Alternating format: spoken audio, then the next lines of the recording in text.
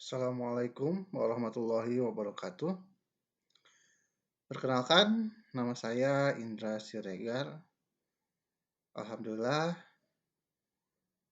pada semester ini saya dipercaya untuk mengajar mata kuliah matematika di kelas kalian ya.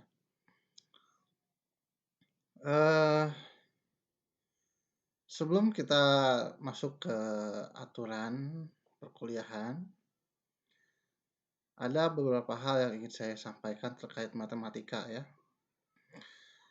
Mungkin dari sebagian mahasiswa mungkin ada yang merasa aneh ya. Kenapa jurusan arsitek ada matematika yang isinya ada limit, turunan, dan integral ya. Secara administrasi ini sudah ketentuan dari Dikti ya bahwa di dalam jurusan arsitek itu ada mata kuliah tersebut gitu. Secara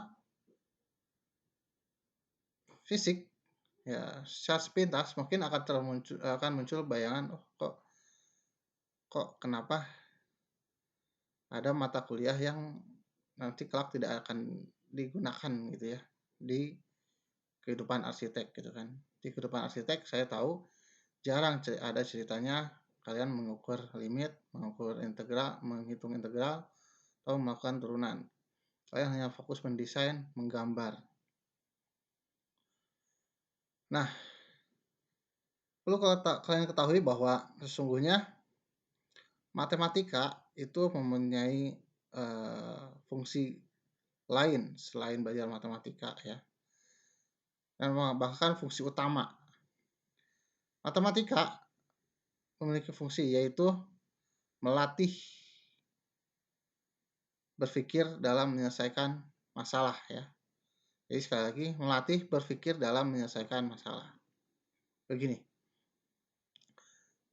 Dalam membuat rancangan gambar, kalian tentu tidak akan pernah mengetahui kelak akan menerima proyek untuk menggambar apa. Nah, bisa menggambar sebuah rumah atau sebuah sekolah. Silahkan Anda bayangkan, antara bangunan rumah dan bangunan sekolah itu berbeda atau sama gambarnya. Tentu berbeda ya. Untuk rumah dan sekolah itu berbeda sekali. Banyak hal-hal yang harus dipertimbangkan dalam membangun sekolah. Yang biasanya menggambar rumah, kalau diperintahkan untuk menggambar sekolah, itu tentu ada hal yang harus dipertimbangkan. Ada variabel-variabel yang harus dilihat. Seperti melihat sekolahnya sekolah apa, anak SD, SMP, atau SMA, ya. Terus per kelasnya diisi berapa orang. Nah, kan untuk anak SD misalkan, maka untuk ruangannya itu harus berapa luasnya, harus berapa lebarnya, desainnya seperti apa gitu. Terus agar bisa menghemat energi, maka pencahayaannya harus seperti apa. Untuk menghemat energi, untuk udaranya, untuk sirkulasi udaranya seperti apa, maka dibangun seperti apa. Maka banyak hal-hal yang harus dipikirkan dalam mendesain sebuah gambar. Itu kalau misalkan menggambar sebuah sekolah. Gimana kalau misalkan Anda kelak diminta menggambar rumah sakit yang bertingkat gitu kan. Gedung bertingkat untuk diperuntukkan sebagai rumah sakit. Nah, tentu banyak lagi hal-hal yang harus dipertimbangkan gitu kan. Nggak sesederhana menggambar rumah gitu ya. Nggak sederhana menggambar rumah. Perlu variabel-variabel. Nah, kalau kita bicara variabel-variabel, maka kita bicara matematika, kalkulus, integral, dan turunan. Karena di situ kita bicara variabel-variabel. Masalah-masalah integral, masalah-masalah limit, masalah-masalah turunan, bisa Anda bayangkan sebagai uh, miniatur dari masalah. Miniatur masalah. Jadi masalah yang akan kalian hadapi itu diibaratkan soal-soal matematika itu. kalian akan dilatih berpikir bagaimana menyelesaikan masalah yang terkait variabel-variabel. Nah, seperti itu. Ya, dalam kuliah kelak, kalian akan belajar selama daring ini. Sistem belajarnya adalah asynchronous learning. Akan sering mengalami asynchronous learning, artinya pembelajaran tidak langsung. Pembelajaran tidak langsung ini artinya kalian harus lebih mandiri, tidak bergantung pada dosen, lebih mencari ya. Tentu materi kalkulus ini seperti limit, turunan, integral sudah bukan hal yang tabu lagi bagi kalian yang terutama yang sekolah di SMA ya. Tentu sudah dapat. Nah, tentu artinya tidak perlu takut lagi, tidak perlu heran lagi, tinggal buka-buka lagi buku-buku di sekolah. Bahkan tutorial-tutorial di YouTube juga banyak ya tentang materi ini. Nah, kalian bisa mencari seperti itu. Nah, semoga pembelajaran kita bisa menyenangkan, bisa menarik gitu ya. Nah, untuk perkuliahan ada aturan mengenai dimulai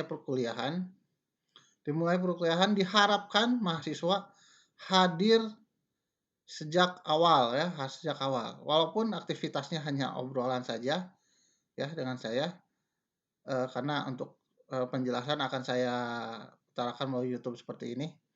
Nah, kalau untuk obrolan, walaupun hanya obrolan, tetap dia haruskan hadir dari awal. Kalau yang dari awal ya, karena di situ kalian bisa dipersilahkan untuk bertanya banyak hal ya, tapi melalui obrolan saja, melalui chat yang ada di aplikasi Zoom ya. Nah, silahkan bertanya sebanyak-banyaknya jika ada yang tidak paham. Kecuali kalau sudah paham, kalian bisa membantu saya dalam menjelaskan temannya yang lain gitu ya. Nah, terus dalam aturan perkuliahan yang lain yaitu dalam nilai, untuk nilai itu kalau saya 30% UAS, 30% UTS ya. Nah, kemudian 20% kuis 1, 20% kuis 2. Jadi untuk matematika itu ada kuis 1, ada kuis 2. Kuis 1 sebelum UTS, kuis 2 sebelum UAS. Masing-masing 20%, 20%. Saya untuk mata kuliah ini tidak menggunakan tugas ya. Tidak menggunakan tugas. Begitu. Ya, paling itu saja perkenalan dari saya. Semoga bisa semangat semua. Memang suasana belajar seperti ini sangat sulit, namun ingat kita hidup ini selalu memiliki banyak tantangan, apalagi sekarang udah mau masuk selain pandemi juga sudah mau masuk revolusi industri baru, di mana semua tergantung pada tidak lepas dari dunia digital. Kita harus terbiasa untuk bisa bertahan hidup. Yang mau bertahan hidup, yang mau sukses untuk bisa hidup, harus bisa terbiasa dengan seperti ini. Tidak bergantung pada dosen, tidak bergantung pada siapapun. Semangat untuk belajar asinkronus, belajar secara mandiri, secara sendiri, belajar mandiri. Ya, terima kasih. Semangat terus. Assalamualaikum warahmatullahi wabarakatuh.